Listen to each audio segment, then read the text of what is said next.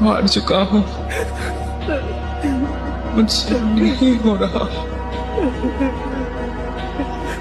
मेरी ओर देखो पार्थ, मेरी ओर देखो। जब कोई व्यक्ति किसी कार्य को करने के लिए दृढ़ संकल्प कर लेता है तो पर्वत भी उसके सामने राई के समान हो जाता है। फिर कोई भी बाधा उसका मार्ग नहीं रोक सकती। जब एक छोटा सा झरना संकल्प कर लेता है तो चट्टानों की छाती चीर कर बाहर निकलता है।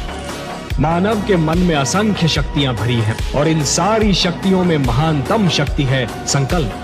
संकल्प असंभव को भी संभव बना सकता है।